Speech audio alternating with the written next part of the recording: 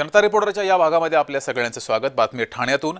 ठाण्यातील 150 वर्ष जुन्या वटवृक्षावर कुऱ्हाड चालवली जाणार आहे, त्यामुळे पर्यावरणप्रेमी आक्रमक झालेले आहेत। पर्यावरणप्रेमी आणि नागरिकांनी संताप व्यक्त केलाय।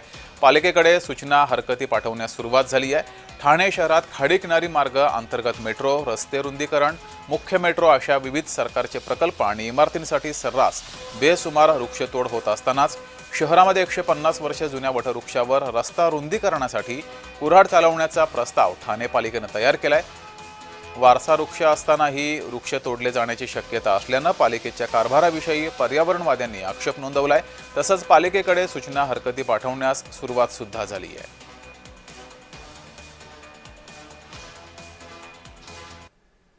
इथला आढावा घेतलाय आमचे प्रतिनिधी कुणाल पोहिटे यांनी। पाहूयात।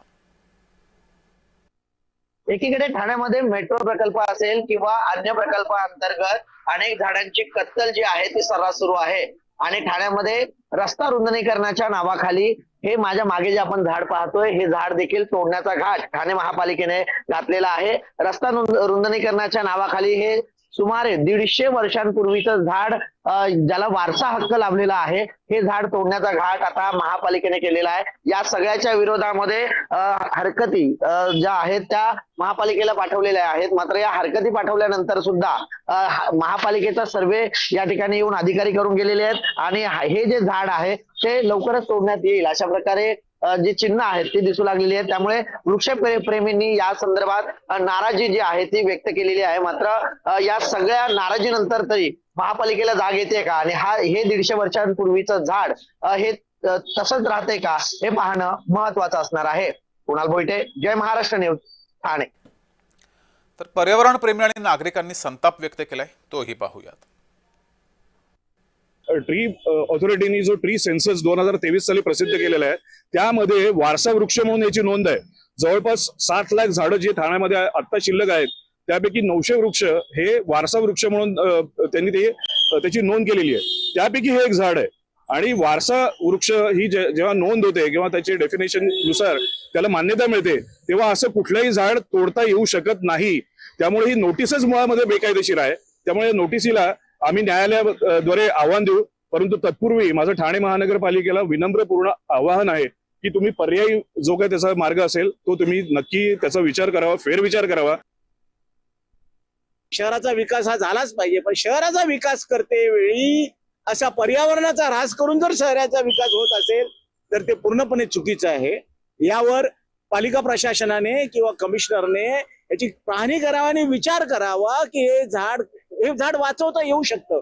या झाडाच्या बाजूला एखादा मुंदा तयार करून त्या बाजूनी किंवा बाकीच्या काही गोष्टी आहेत ते त्यांच्या हातात आहेत, प्रशासनाच्या हातात। प्रशासन ठरवलं तर काही करू शकतं, पण झाडं वाचवणं किंवा झाडं तोडणं हे चुकीचं आहे। आपल्यासोबत पर्यावरण प्रेमी रोहित जोशीजी आणि पवार गटाचे जिल्हाध्यक्ष मनोज प्रधान ठाण्याचे जिल्हाध्यक्ष आहेत, ते सुद्धा जोडलेले आहेत। दोघांचेही जय महाराष्ट्रमध्ये स्वागत। सुरुवातीला पर्यावरण प्रेमी यांच्याकडे जाऊया। रोहितजी, तुम्ही मगाशी म्हटलं त्याप्रमाणे की याला मार्ग आहे, झाड न तोडता सुद्धा पर्यायी मार्ग अवलंबला जाऊ शकतो, मात्र तसं न करता पालिका झाड तोडण्यावरच ठाम काय? नमस्कार। नमस्कार।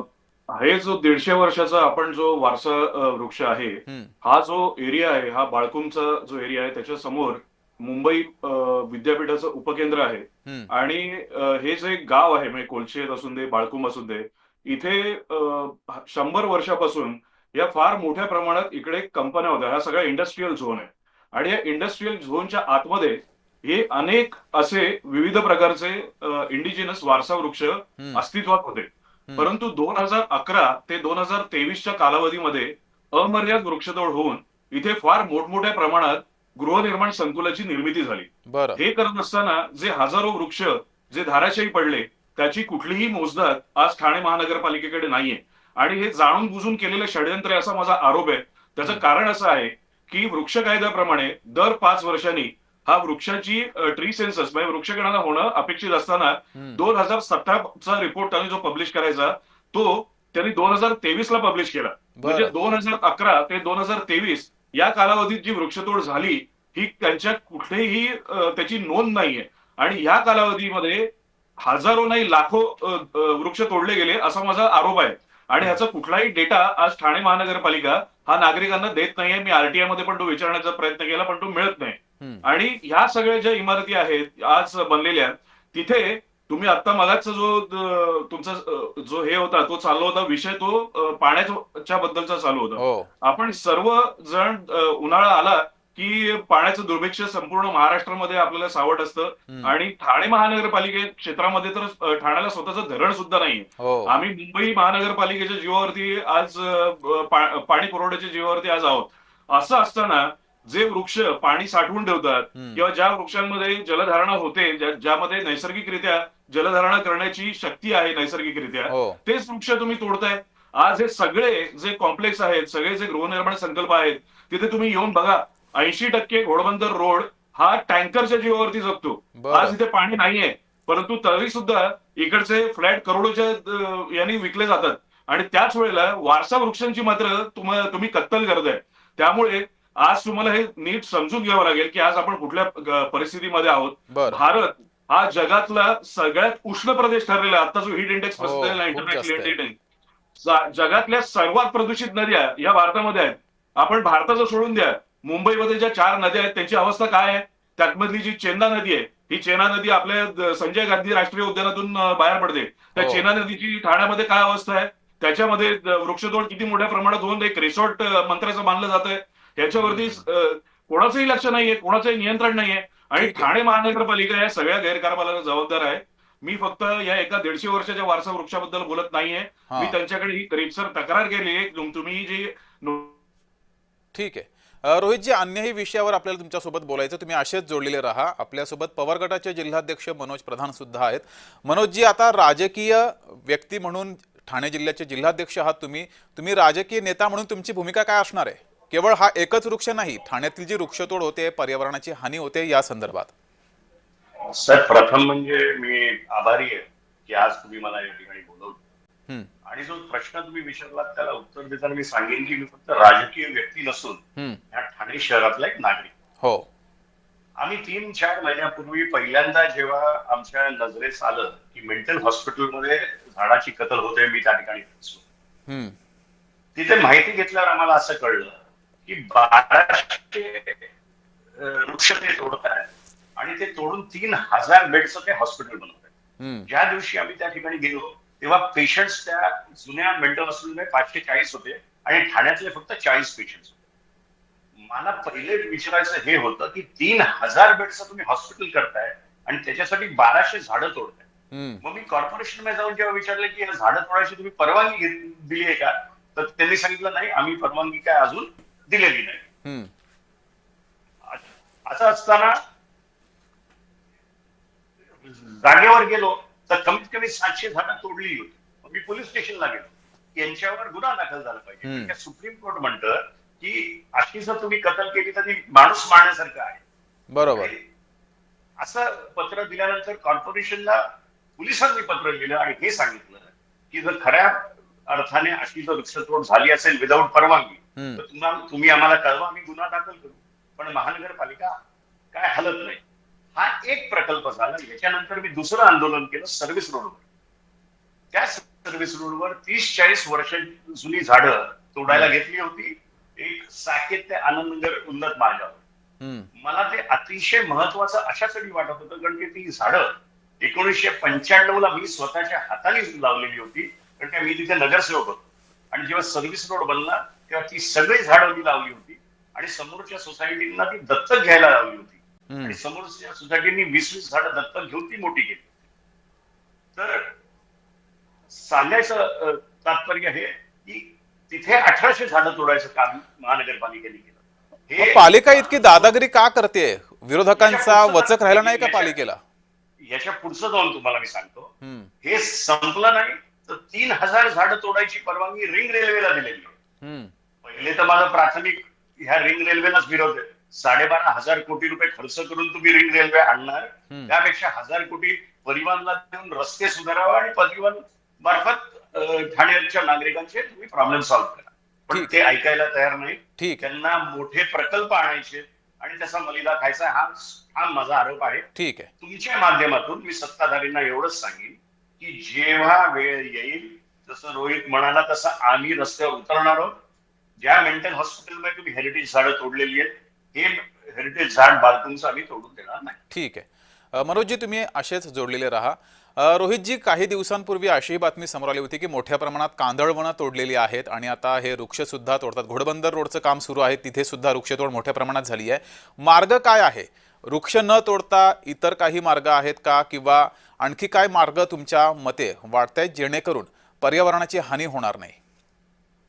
अर्थातच जर कांदळवनाचा विषय असेल तर तुम्हाला माहिती आहे आता जो कोस्टल रोड जो झालाय त्याकरता 45,000 मॅंग्रोव्ह तोडायला परवानगी मोठ्या प्रमाणात झाली. मीरा भाईंदरला आणि त्याचं पुनर्लागवड करण्याचं MMRDA सांगितलं. आम्ही तिकडे प्रत्यक्षात गेलो होतो, ज्या साईटवरती त्यांनी कांदळवनाचं रोपण नवीन करण्याचं जे त्यांनी ऍफिडेव्हिट दिलेलं आहे, तिथे त्यांनी जुने वृक्ष म्हणजे जुने कांदळवनं तोडून नव्याने पुन्हा लावलेत. म्हणजे त्यांना कांदळवनं लावण्यासाठी सुद्धा जागा नाही. हे बघा, कांदळवन, तिवर हे जे स्पीशीज आहेत ना, हे सिल्ट मध्ये म्हणजे खाऱ्या पाण्यामध्ये जगणारे हे आहेत. हे जमिनीवरती जगू शकत नाहीत. ती एक वेगळी इकोसिस्टम आहे आणि त्यामुळे त्यांना ती लावायला ते जमिनीमध्ये जगणार नाहीत माहितीये. त्यामुळे त्यांनी जे अस्तित्वात कांदळवन होती ते त्याचं पुन्हा कत्तल करून तिकडे पुन्हा नव्याने लावली आणि दाखवली की नवीन आहे.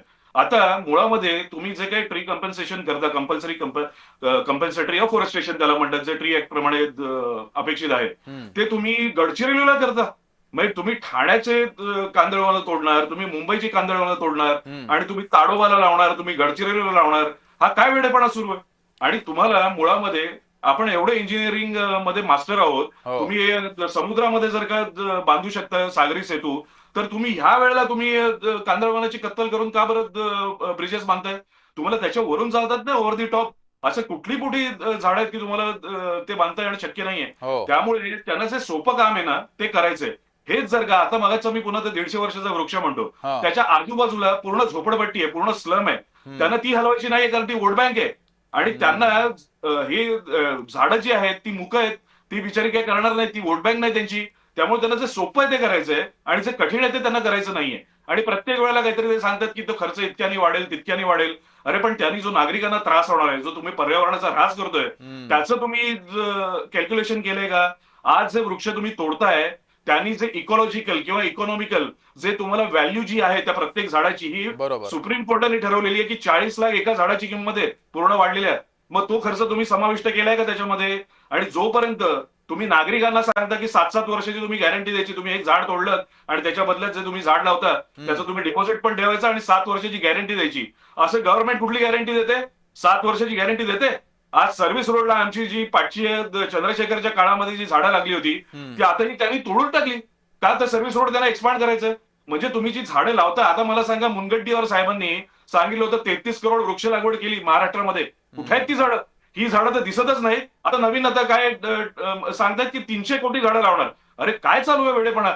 जे आहेत ते वृक्ष तोडून तुम्ही जर का छोटे वृक्ष लावणार असतील तर ते वाढायला. आता हा जो 150 वर्षाचा वृक्ष आहे, हा काय मी लावला का? माझ्या कोणी पाठच्या पिढ्यांनी लावला असेल का? नाही, 150 वर्ष. मग तो तुम्ही काही एक तर झाड तर नवीन लावत नाही, जगू शकत नाही, टिकू शकत नाही आणि वरती अशी बेधुंद कत्तल चालू आहे तुमची.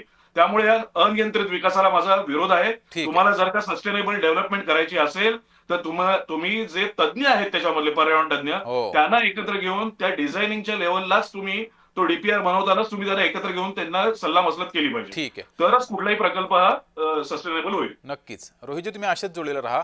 मनोजजी, शेवटचे काही मिनिट शिल्लक आहेत. अगदी थोडक्यात, जर पालिका प्रशासनानं ऐकलंच नाही, हे झाड तोडलं किंवा इतरही ठिकाणी झाड तोडले, वृक्ष तोडले, तर तुमची भूमिका काय असणार आहे? आक्रमक होणार आहात? मी 100% आपल्या माध्यमातून सांगतो की मी आणि माझा पक्ष आक्रमक होईल. ह्या 150 वर्षाच्या झाडाच्या पुढे पहिले आम्हाला अटक करा, मारा, झोडा, जेलमध्ये टाका आणि मग ते झाड तोडायला घ्या असं सांगेन. दुसरं तुम्हाला फक्त जायच्या आधी सांगतो की गेल्या आठवड्यात AQI इंडेक्स या ठाणे शहराचं 200च्या पलीकडे गेलं. पण आमच्या प्रशासनाला त्याच्यात कुठेही दिलजस्बी नाही, ते काही लक्ष देत नाही. कृपा करून आपण जसं हे सुरुवात केलं तसं बाकी चॅनल्सनी पण हे उचलून धरावं आणि हेरिटेज ह्याला कुठेही हात लागता कामा नये. ठीक आहे मनोजजी, आपला आवाज पोहोचत नाहीये त्यामुळं थांबावं लागतंय. मात्र मनोज प्रधानजी आणि रोहित जोशीजी, आपण जय महाराष्ट्र सोबत जोडलात. आणि प्रतिक्रिया दिलीत त्याबद्दल धन्यवाद आणि पर्यावरणाच्या हितासाठी जय महाराष्ट्र सुद्धा आपल्यासोबत कायम असेल। यासोबतच याही भागात वेळ झाली, इथेच थांबण्याची। ताज्या बातम्यांसाठी बघत राहा जय महाराष्ट्र।